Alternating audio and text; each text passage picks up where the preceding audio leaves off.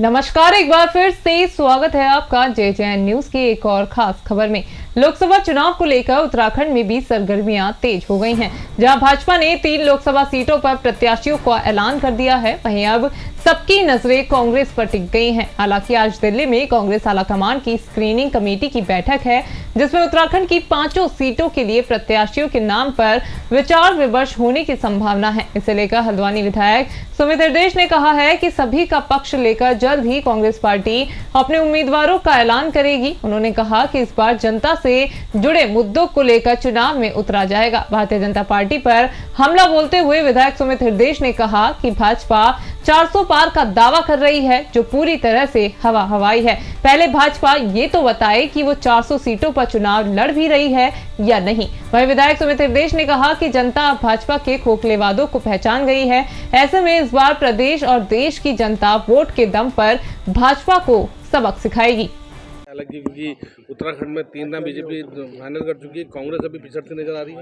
नहीं, देखिए बीजेपी का वो आंतरिक विषय है कि वो नाम सारे डिक्लेयर कर दे सारी लोकसभा सीटों में जहां लड़ना चाहती है।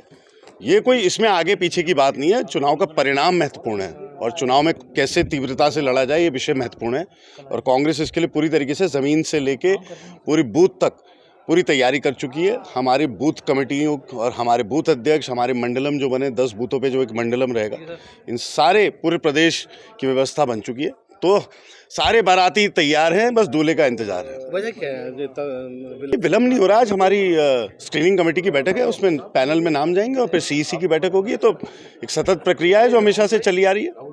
आज बैठक में 16 नाम होंगे बिल्कुल, नाम छांटे जाएंगे और वो नाम आगे CEC के पैनल में भेजे जाएंगे और वहाँ से फाइनल होंगे। अच्छा सर, लोकसभा नैनीताल सीट की अगर बात करें तो किस तरह की आप यहाँ पे विधायक हैं, कौन कौन से ऐसे मुद्दे इनको लेकर आप जनता बीच में जाने वाले हैं और बीजेपी को? देखिए, सबसे बड़ा विषय तो एक प्रश्न है। सांसदों ने गाँव लिए थे गोद, तो जो उन्होंने गोद लिए गाँव है, मेरा तो आग्रह है कांग्रेस पार्टी अपना चुनावी कैंपेन 5 लोकसभा सीटों में उन गाँव से शुरू करे, क्योंकि उन गाँव में कोई विकास नहीं हुआ है।